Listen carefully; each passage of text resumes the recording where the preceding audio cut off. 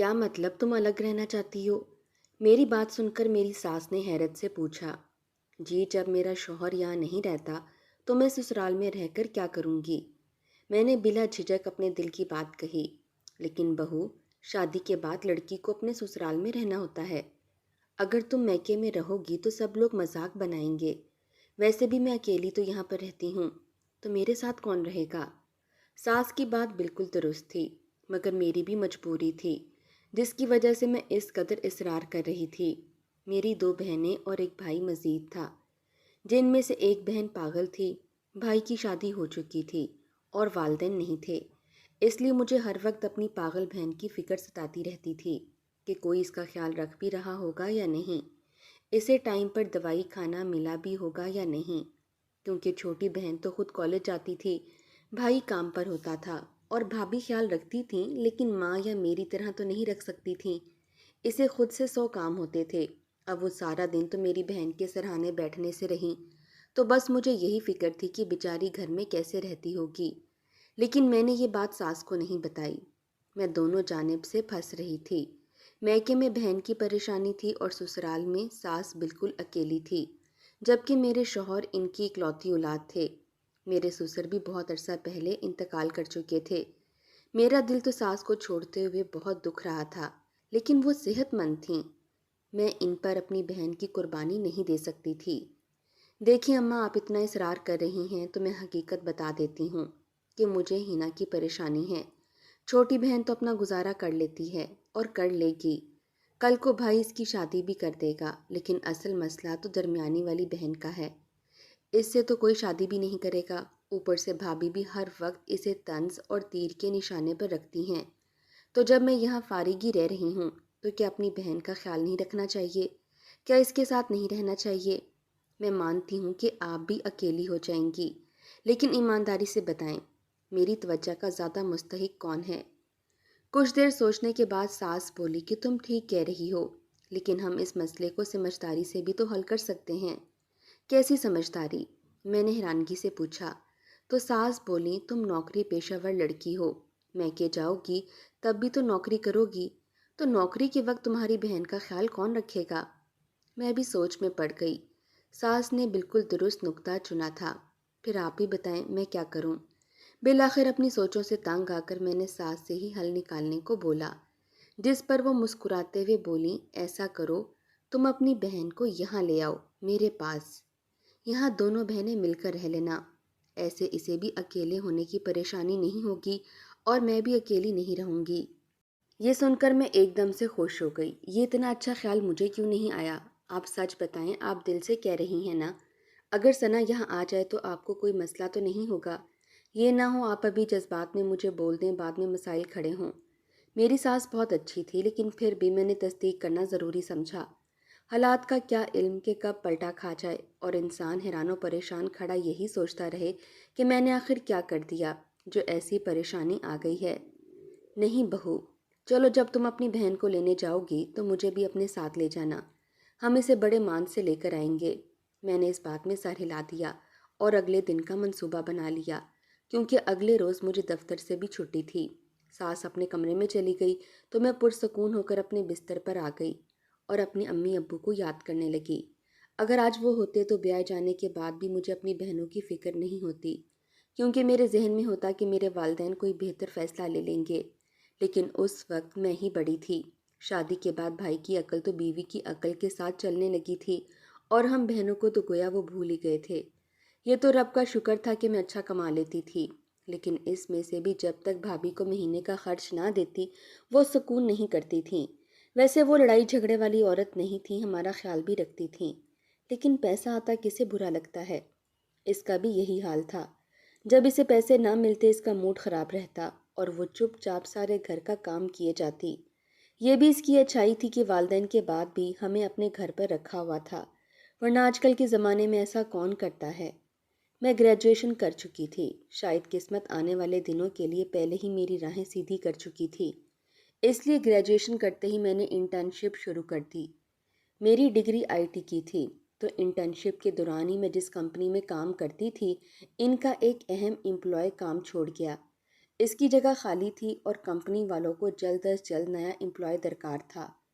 میری انٹرنشپ بھی مکمل ہونے والی تھی، تو میں نے باس سے کہا کہ مجھے ایک موقع دیں، صرف 1 مہینے میرے کام کو دیکھ لیں، اگر مجھ سے مطمئن نہ ہوئے تو بے شک کسی دوسرے بندے کو ہائر کر لیں۔ وہ اچھا انسان تھا، میری بات سمجھ گیا اور آدھی تنخواہ پر 1 ماہ کے لیے ٹرائل کے لیے مجھے رکھ دیا۔ اس 1 ماہ میں کام کیسے ہوتا ہے یہ میں نے جانا، ہر وقت ایکٹیو رہتی، کیونکہ مجھے یہ نوکری ہر حال میں حاصل کرنی تھی۔ میری امی بہت پہلے ہی اس دنیا سے جا چکی تھیں اور اب ابو تھے جو ہماری پڑھائیوں کے اخراجات پورے کر رہے تھے۔ میں مزید ان پر بوجھ نہیں بننا چاہتی تھی، سو میں نے اس 1 مہینے میں اپنی بساط سے بڑھ کر کام کیا۔ اگر کچھ نہیں سمجھ آتا یا تو کسی سے مدد لے لیتی یا پھر انٹرنیٹ سے دیکھ دیکھ کر کام مکمل کرتی۔ اس ساری محنت کا نتیجہ یہ نکلا کہ پورے مہینے بعد جب مجھے جو تنخواہ ملی تو وہ مکمل تھی، آدھی نہیں تھی، اور مجھے نوکری پر رکھ لیا گیا تھا۔ اس روز میں ہواؤں میں اڑتی ہوئی گھر پہنچی۔ میں کتنی خوش تھی بتا نہیں سکتی، لیکن کہتے ہیں نا، بہت سی خوشیاں اپنے آنے سے پہلے غم بھی لایا کرتی ہیں، تو یہی کچھ میرے ساتھ بھی ہوا۔ گھر پہنچی تو علم ہوا کہ ابا ہارٹ اٹیک آنے پر ہمیں چھوڑ کر جا چکے ہیں۔ ایک وہی تو سہارا تھے اس بھری دنیا میں ہمارا۔ وہ وقت بہت مشکل تھا، بھائی بھی تھا ہمارا، مگر اس وقت مجھے یہی پتا تھا کہ اب بہنوں کو مجھے خود پالنا ہے، بھائی سے کوئی امید نہیں رکھنی۔ ویسے بھی اس کے خود چھوٹے چھوٹے بچے تھے، وہ ہمارے لیے کیا کر سکتا تھا۔ سو بہنوں کو بلکتا چھوڑ تیسرے دن میں نے خود کو سنبھالا اور تیار ہو کر دفتر پہنچ گئی۔ صحیح کہتے ہیں لوگ کہ دنیا کسی کے لیے بھی نہیں رکتی، میرے لیے بھی نہیں رکی تھی۔ پہلے مجھے خود کے لیے کمانا تھا، مگر اب مجھے اپنی بہنوں کے لیے بھی کمائی کا ذریعہ بننا تھا۔ میں ہی ان کی ماں تھی اور میں ہی باپ ہوں، یہ سوچ کر میں ان 3 دنوں میں ہی بڑی ہو گئی تھی۔ زمانے کے سرد و گرم کا علم ہو گیا تھا، بھائی بھی اپنی دنیا میں مگن ہو گیا۔ بھابھی سے تو کوئی شکوہ ہی نہیں، وہ تو تھی ہی پرائی، اور پرائیوں سے نہ امیدیں لگائی جاتی ہیں اور نہ ہی شکوے کیے جاتے ہیں۔ بس پھر اسی دفتر میں کام کرتے کرتے مجھے سال ہو گیا۔ ہم بہنیں بھی اپنے صدمے سے سنبھل گئی تھیں، ہنا بھی کالج میں آ گئی تھی، ہمارا سارا خرچ میں خود اٹھاتی تھی، بھائی سے کچھ نہیں لیتے تھے، الٹا بھابھی کو بھی پیسے دینے پڑتے۔ کھانا بھی ہم اپنا الگ بناتی تھیں تاکہ لڑائی اور بد نظمی سے جس قدر ممکن ہو بچا جا سکے۔ 1 سال بعد بھائی کو میری فکر ستانے لگی تو میرے لیے رشتے ڈھونڈنے شروع کر دیے۔ شادی تو کرنی تھی، میں زمانے کے رواجوں کے خلاف تھوڑی جا سکتی تھی، سو چپ چاپ بھائی کو جو رشتہ پسند آیا وہاں میری شادی طے کر دی گئی۔ لیکن ایک شرط میں نے رکھی تھی کہ شادی کے بعد بھی اپنی بہنوں کے اخراجات میں خود اٹھاؤں گی، جب تک کہ ان کی شادیاں نہیں ہو جاتیں۔ میرے شوہر اور ساس کو کوئی اعتراض نہیں تھا۔ شادی کے بعد نیاز میرے شوہر صرف 1 مہینہ پاکستان میں رہے اور پھر ان کا ویزا لگا تو وہ باہر کے ملک روانہ ہو گئے۔ مجھے اس بات کا دکھ نہیں تھا، ابھی صرف مجھے اپنی بہنوں کی فکر تھی کہ انہیں کسی قابل بنا دوں۔ شوہر کے جانے کے 1 ماہ بعد ہی مجھے احساس ہوا کہ اب ان کا واپس آنا مشکل ہے، تو کیوں میں اذیت کاٹ رہی ہوں، مجھے اپنے گھر چلے جانا چاہیے۔ جبکہ ثنا کو بھی بہت سے مسائل کا سامنا تھا۔ خدا پاگل اولاد بھی کسی کو نہ دے، بہت بڑی آزمائش ہوتی ہے۔ بس میری تیاری دیکھ کر جب ساس نے بہن کو سسرال میں لانے کو بولا تو میں بہت خوش ہوئی کہ چلو ایسے کسی کو بات کرنے کا موقع بھی نہیں ملے گا اور ساس ثنا کا دھیان بھی رکھ لیں گی۔ اگر میکے جاتی تو بھابھی کے تانے شروع ہو جاتے کہ بیویاں اپنے سسرال میں ہی اچھی لگتی ہیں، جس کا میرے پاس کوئی جواب نہیں تھا۔ لیکن میری ساس نے جو تجویز دی تھی ایک دم میرے دل کو بھائی تھی۔ شروع سے ہی وہ میرا بہت خیال رکھتی تھیں اور میں بھی ان کا احترام کرتی تھی، لیکن اس سب کے بعد میرے دل میں ان کا احترام کئی گنا بڑھ چکا تھا۔ اگلے روز ہی میں میکے جا کر ثنا کو اپنے ساتھ لے آئی۔ ہنا بھی میرے ساتھ جانے کو مچل رہی تھی، مگر اسے حالات کی نزاکت کا سمجھایا تو وہ سمجھ گئی تھی۔ میں اس روز بہت خوش تھی۔ ثنا کو اپنے ساتھ سسرال لائی تو ساس نے بھی خوشی کا اظہار کیا اور بالکل بیٹیوں کی مانند اسے گلے سے لگایا۔ ہمارے جانے سے پہلے ہی وہ طرح طرح کے پکوان بنا کر تیار کھانا کر چکی تھیں۔ یہ سب دیکھ کر مجھے بہت اچھا لگ رہا تھا کہ چلو ایک پریشانی تو ختم ہوئی، جلدی چھوٹی کے لیے بھی کوئی رشتہ دیکھ کر اسے رخصت کر دوں گی۔ اگلے روز ثنا کو ساس کے پاس چھوڑ کر میں کام پر چلی گئی، لیکن پورا دن یہی پریشانی رہی کہ کہیں وہ ساس کو تنگ نہ کر رہی ہو، کیونکہ اس کی حالت میں سمجھتی تھی پتہ نہیں اماں کیسے سب دیکھ رہی ہوں گی۔ پورا دن میرے دماغ میں یہی باتیں گھومتی رہیں اور میں نے توجہ سے کام بھی نہیں کیا، جس کے نتیجے میں مجھے باس سے 2 مرتبہ ڈانٹ بھی پڑ گئی۔ اللہ اللہ کر کے گھر پہنچی تو حیرت کی انتہا نہ رہی۔ ثنا مسکرا رہی تھی اور بہت خوش لگ رہی تھی۔ میں نے خوشگوار حیرت سے اس کا کھلتا چہرہ دیکھ کر پوچھا، کیا ہوا، اتنی خوش کیوں ہو تم؟ جس پر وہ بولی، مجھے یہ عورت اچھی لگی ہے۔ اس کا اشارہ میری ساس کی جانب تھا۔ میں مسکرا کر ان کی جانب مڑی تو وہ بھی بہت خوش لگ رہی تھیں۔ مجھے پیار دیتے ہوئے بولیں کہ بہو میری تو تنہائی دور ہو گئی، ورنہ نیاز کی شادی کے بعد تم بھی نوکری کرنے چلی جاتی تھی، اور نیاز تو رہتا ہی باہر کے ملک میں ہے۔ میں تو تنہائی کی ماری ہوئی تھی، بس کوئی ایسا چاہیے تھا جس سے بات چیت کر کے اپنا غم ہلکا کروں، یا کم از کم وقت ہی کٹ جائے۔ لیکن کون کب سنتا ہے مجھ بڈھی کی۔ لیکن بیٹا تمہاری وجہ سے مجھے نئی سہیلی مل گئی ہے۔ آج پورا دن ہم نے بہت مزہ کیا، کھانا کھایا اور کھیل بھی کھیلے۔ اس بات پر ثنا شرما گئی۔ میں بھی پورے دن کی تھکی ہوئی تھی، اس وجہ سے پٹھے بری طرح سے کھچے پڑے تھے۔ بہن کو پیار سے پچکار کر میں کمرے میں آ گئی اور جلد ہی سو گئی۔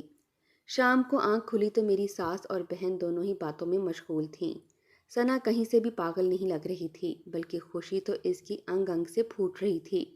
یہ دیکھ کر میرا دل ایک دم اطمینان سے بھر گیا۔ لیکن شاید میری زندگی کا یہی کھیل تھا کہ جب خوشی آتی ہے تو غم بھی ساتھ ہی کھینچا چلا آتا ہے۔ اسی شام نیاز کا فون ساس کے نمبر پر آیا۔ ساس نے بات کر کے فون میری جانب بڑھایا تو انہوں نے مجھے کہا کہ ابھی میں مصروف ہوں، کل تم سے بات کروں گا۔ میں تو ایک حرف بھی نہیں بول پائی تھی، لیکن میرے شوہر نے کھٹک سے فون بند کر دیا اور میں ہکا بکا فون کو تکنے لگی۔ ساس نے پوچھا کیا ہوا تو میں نے کہا لائن کٹ گئی ہے۔ مجھ میں ہمت ہی نہیں تھی کہ انہیں یہ بات بتاؤں۔ رات کو بھی میں جلدی سونے کے لیے لیٹ گئی، لیکن شوہر کا تلخ لہجہ بار بار چیخ چیخ کر مجھے عجیب ہی کہانی سنا رہا تھا۔ مجھے تو اپنے شوہر سے شروع دن سے ہی کوئی دلی لگاؤ نہیں تھا۔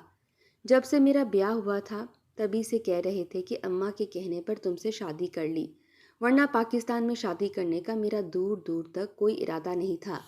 لیکن میں اپنے ارادوں میں رکنے والا نہیں ہوں، جلدی باہر چلا جاؤں گا۔ میں یہ سن کر مسکرا دیتی، کیونکہ جانتی تھی کہ آدھے پاکستان کی عوام تو باہر جانے کے خواب دیکھتی ہے، لیکن کون سا ہر کوئی باہر چلا جاتا ہے، اس لیے اسے نظر انداز کرتی رہی۔ شروع میں تو میں نیاز کو وقت دیتی تھی، لیکن جب بھی ان کے پاس بیٹھتی باہر کے قصیدے ہی سننے کو ملتے تھے، جس سے میرا موڈ ایک دم خراب ہو جاتا۔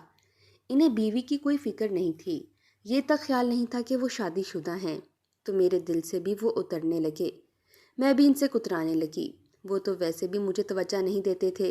میں نے ایک روز ان سے پوچھا کہ میری نوکری کرنے سے انہیں کوئی مسئلہ تو نہیں، جس پر وہ مسکرا کر بولے کہ نہیں، مجھے کیوں مسئلہ ہوگا، ہر عورت کو خود مختار ہونا چاہیے، ویسے بھی دوسرے ممالک میں عورتیں خود کماتی ہیں، اوپر سے میں بھی جلدی باہر چلا جاؤں گا تو تمہیں اپنے اخراجات بھی تو خود پورے کرنے ہوں گے، تب تو میں یہاں نہیں ہوں گا، اسی لیے میری صلاح ہے کہ کبھی بھی نوکری مت چھوڑنا۔ یہ بات سن کر بالآخر ان کی میرے دل میں جو تھوڑی بہت عزت تھی وہ بھی ختم ہو گئی اور میں اندر سے خالی ہو گئی۔ پھر قسمت بھی نیاز پر نیاز بن کر برسی اور ان کا باہر کا ویزا لگ گیا، جس کے بعد وہ ایک دن مزید پاکستان میں نہیں رکے۔ ساس کی باتیں بھی ان پر کوئی اثر نہیں دکھا سکیں۔ جب اماں کہتی کہ میں تمہیں یاد کروں گی تو وہ مسکرا کر کہتے، امی میں جلدی آپ کو باہر بلا لوں گا۔ ساس نے پوچھا تو کیا اپنی بیوی کو نہیں بلاؤ گے؟ مگر وہ مسکرا کر چلے گئے کہ دیر ہو رہی ہے۔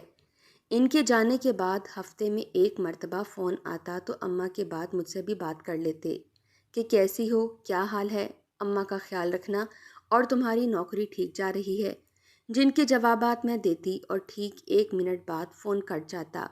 اماں پوچھتی کیا ہوا بہو، نیاز بات نہیں کرتا تم سے؟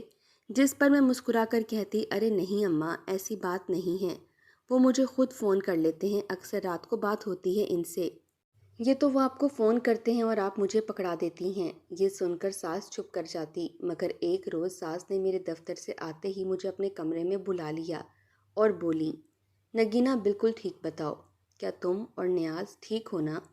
تم دونوں کے تعلقات اچھے تو ہیں؟ دیکھو بیٹا سچ سچ بتانا، میں اس کی ماں ہوں، جانتی ہوں اسے، لیکن بیٹا تم کچھ مت چھپانا، جو ہے سچ سچ بتا دو، یہ سب ایک دن تو علم ہو ہی جانا ہے۔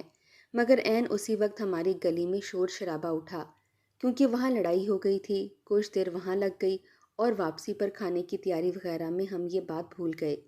پھر اس کے بعد کبھی ذکر ہی نہیں ہوا۔ پھر ثنا آ گئی تو یہ بات بالکل ہی فراموش ہو گئی، لیکن میں اپنے طور پر دل ہی دل میں خود کو سمجھا چکی تھی کہ اب یہ رشتہ زیادہ دیر نہیں چلے گا۔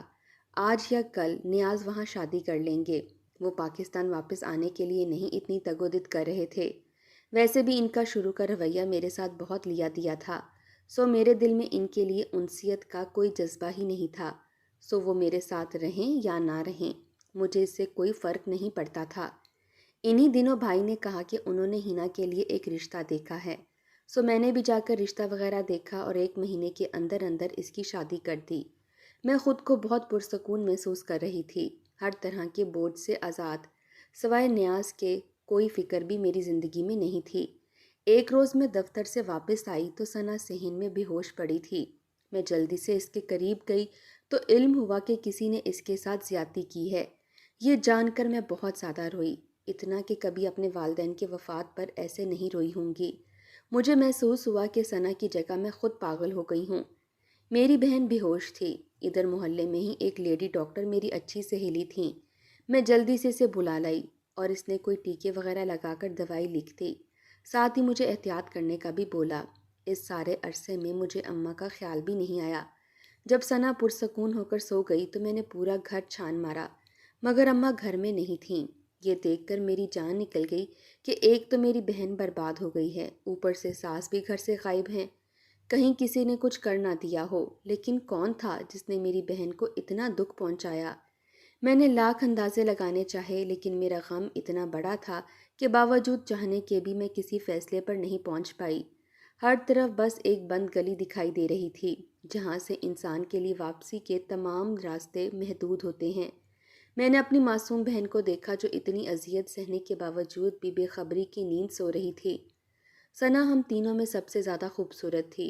گورا رنگ، گلابی ہونٹ، سرمائی آنکھیں، بلا شبہ وہ حسن کا مکمل پیکر تھی، لیکن اس کے نصیبوں میں دور دور تک ویرانی اور تاریکی کے سوا کچھ بھی نہیں تھا۔ مجھے بے اختیار ایک مرتبہ پھر سے رونا آیا کہ وہ تو بے ضرر تھی، کسی کو کچھ نہیں کہا، اوپر سے اسے تو اپنا بھی ہوش نہیں تھا۔ پھر اس وحشی انسان نے میری بہن کو ہی کیوں درندگی کا نشانہ بنایا؟ سوچ سوچ کر میرا سر پھٹنے لگا تو میں نے سر درد کی گولی کھا لی۔ لیٹے لیٹے میں کب سوئی کچھ علم نہیں۔ ہوش میں تو تب آئی جب باہر کا دروازہ زور زور سے بجنے لگا۔ جلدی سے باہر جا کر دیکھا تو 2 خواتین تھیں جو اماں کو گھر لائی تھیں۔ اماں بےحد کمزور لگ رہی تھیں۔ میرے پوچھنے پر انہوں نے بتایا کہ یہ عورت سڑک پر بھاگے جا رہی تھی جب ایک دم سے چکرا کر گر پڑی۔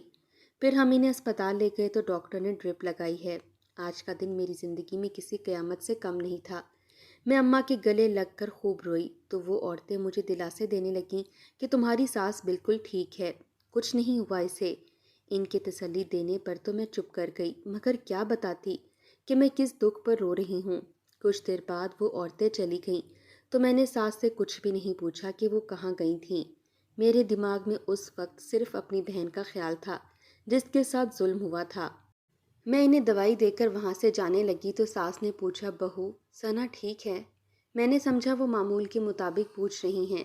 مشکل حالت میں آنسو انڈیل کر میں نے اسبات میں سر ہلا دیا اور اپنے کمرے میں آ گئی۔ پوری رات ثنا بار بار نیند میں ڈر کر جاگتی رہی اور میں اس کے سرہانے بیٹھی آنکھوں میں آنسو لیے ذکر پر ذکر کر رہی تھی۔ اگلے دن میں نے دفتر سے چھٹی کی کیونکہ گھر میں 2 فرد ایسے تھے جن کی جسمانی حالت خراب تھی اور میں ایسی تھی جس کی ذہنی حالت ایک رات میں ہی ابتر ہو گئی تھی۔ اگلی صبح بھی بڑی بوجھل تھی۔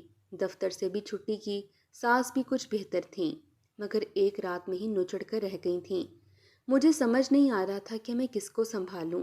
خیر وہ وقت بھی بہت مشکل سے کٹ گیا۔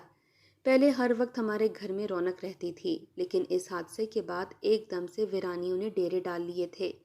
میں نے ایک دن ساس سے پوچھا کہ انہیں ہوا کیا تھا، مگر وہ رو پڑیں اور بولیں، بس مجھے معاف کر دو۔ میں پہلے تو حیران ہوئی کہ وہ معافی کس چیز کی مانگ رہی ہیں، لیکن پھر سوچا کہ شاید ثنا کے واقعے پر خود کو قصوروار سمجھ رہی ہیں کہ اس وقت وہ وہاں موجود نہیں تھیں۔ میں بھی بوجھل دل کے ساتھ وہاں سے اٹھ گئی۔ پھر ایک روز میرے نمبر پر نیاز کا فون آیا تو میں بہت حیران ہوئی کہ کہ کبھی بھی انہوں نے مجھے ایسے فون نہیں کیا تھا۔ ہمیشہ وہ میری ساس کو فون کرتے تھے۔ اپنی حیرت کو قابو میں کرتے میں نے جیسے ہی فون اٹینڈ کیا تو نیاز نے 1 سیکنڈ میں مجھے طلاق دے کر فون بند کر دیا، اور میں شوق کے عالم میں گنگ کھڑی صورتحال سمجھنے کی کوشش کرنے لگی۔ جب کچھ دیر بعد مجھے احساس ہوا تو میری آنکھوں سے آنسو بہنے لگے، جنہیں بے دردی سے صاف کر کے میں نے گہری 2-4 سانسیں لیں اور کچن میں آ کر کھانا پکانے لگی۔ طلاق تو مجھے ہونی ہی تھی، آج نہیں تو کل۔ میں سب کے لیے ذہنی طور پر تیار تھی، تو پھر دکھ کس بات کا مناتی؟ لیکن اس وقت اچانک ہی میرے اندر سے آواز آئی، کیوں نگینا؟ تمہارا خوشیوں پر کوئی اختیار نہیں، تم بھی تو انسان ہو، تمہارا دل بھی تو خوش ہونے کو چاہتا ہے۔ لیکن میں اپنی اس آواز کو آرام سے چھپا گئی، کسی کو بھی طلاق کا نہیں بتایا۔ زندگی اپنے معمول پر آ گئی تھی، لیکن ایک مرتبہ پھر پتھر آن گرا تھا جس نے ہلچل مچا دی۔ ثنا کی طبیعت ہر وقت گری گری رہنے لگی۔ ڈاکٹر کو چیک کروایا تو علم ہوا کہ یہ حاملہ ہے۔ اس دن ہمارے گھر میں کھانا بھی نہیں پکا اور ہم تینوں خاموشی سے پوری رات جاگتی رہیں۔ اب جو ہونا تھا ہو چکا تھا، تقدیر تو بدلنے سے رہی تھی، سو ساس اب ثنا کا بہت دھیان رکھتی اور میں بھی واپس نوکری پر جانے لگی تھی۔ اس سب میں ایک کام ہوا تھا جسے میں نے نوٹ کیا تھا کہ میری ساس اب ہر وقت بیمار رہنے لگی تھیں، ہر وقت جائے نماز پر بیٹھی نماز پڑھ رہی ہوتیں۔ وہ بیچاری تو ایسا لگتا تھا کہ ثنا کے دکھ کو خود محسوس کر رہی ہوں۔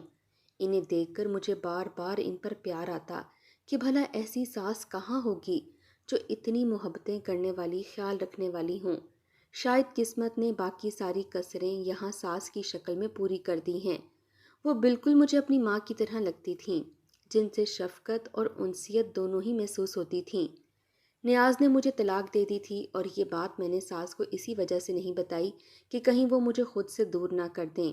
اب ان کا بیٹا بتائے خود انہیں تو الگ بات تھی، لیکن عجیب بات یہ تھی کہ کافی دیر ہو گئی تھی اماں کو نیاز کا کوئی فون نہیں آیا تھا، اور نہ ہی اتنے دنوں میں اماں نے اپنے بیٹے کا کوئی ذکر کیا تھا۔ میں نے بھی کچھ نہیں پوچھا کیونکہ میرا تو اب اس شخص سے کوئی تعلق ہی نہیں بچا تھا۔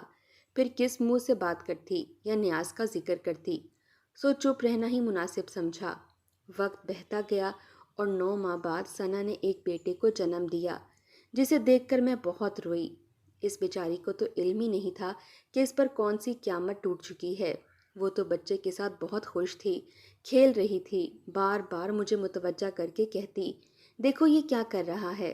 ساس اس بچے کو گود میں بھر کر بہت روئیں، بہت زیادہ کہ مجھے بھی خود پر قابو رکھنا مشکل ہو گیا۔ ہم لوگ ٹھیک 2 دن کے بعد گھر واپس آ گئے۔ میں نے گھر آ کر فیصلہ کیا کہ ساس کو طلاق کی حقیقت بتا دوں گی۔ پھر میرے پاس کوئی جمع پونجی بھی تھی جس سے میں ایک فلیٹ لے سکتی تھی، سو میں نے اپنا اور ثنا کا وہاں رہنے کا سوچ لیا۔ لیکن ابھی تک میں بات نہیں کر سکی تھی۔ ساس تو بیچاری اتنی بیماری کی حالت میں تھی کہ اٹھا بھی نہیں جاتا تھا۔ انہیں دیکھ کر میرا دل بہت دکھتا تھا کہ بیٹا ہونے کے باوجود کتنی مجبور ہیں۔ ایک روز ساس کی حالت کچھ بہتر تھی اور ہم سب صحن میں بیٹھے تھے۔ میری گود میں عدنان ثنا کا بیٹا لیٹا تھا جس کے ساتھ وہ کھیل رہی تھیں۔ میں نے باتوں باتوں میں بچے کو چومتے ہوئے کہا کہ جس نے بھی اس بچے کی پیدائش کو ناجائز کیا ہے، اسے میری بد دعا ہے۔ کہ اس سے پہلے کہ میں جملہ مکمل کرتی، ساس نے میرے منہ پر ہاتھ رکھ دیا اور ایک دم سے تڑپ کر بولی، کچھ مت کہو بہو، کچھ مت کہو۔ میں حیران و پریشان ساس کی شکل دیکھنے لگی کہ ایسا کیوں کیا انہوں نے، لیکن ساس کے اگلے ادا کیے گئے جملوں نے مجھے پاتال کی گہرائیوں میں دھکیل دیا۔ بہو، تمہاری بہن کا گنہگار کوئی اور نہیں، تمہارا اپنا شوہر ہے۔ وہ یہاں واپس آیا تھا۔ میں محلے میں کسی کے گھر گئی ہوئی تھی، واپس آئی تو نیاز گھر سے باہر نکل رہا تھا۔ مجھے دیکھ کر بولا کہ مجھ سے غلطی ہو گئی ہے، ساتھ ہی وہ گلی میں چلنے لگا۔ عین اسی وقت مجھے ثنا کی چیخ سنائی دی۔ اندر جا کر دیکھا تو چیخنے کے بعد وہ بے ہوش ہو چکی تھی۔ وہ مجھے بیٹیوں کی مانند عزیز تھی۔ اس کا مجرم خواہ میرا بیٹا ہی تھا تو میں اسے پکڑنے کے لیے گلی میں الٹے پیر بھاگی، مگر تب تک وہ کہیں جا چکا تھا۔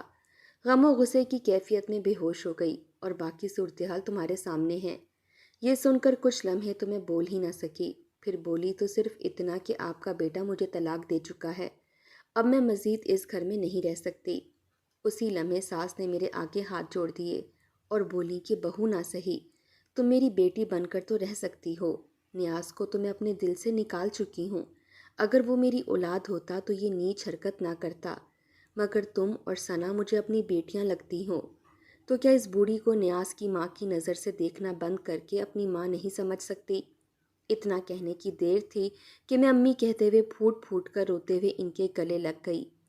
آج اتنا عرصہ ہو گیا ہے، نیاز نے واپس مڑ کر نہیں دیکھا، اور میرا بیٹا عدنان، ثنا اور میری امی، ہم تینوں ہی ایک دوسرے کا سہارا ہیں۔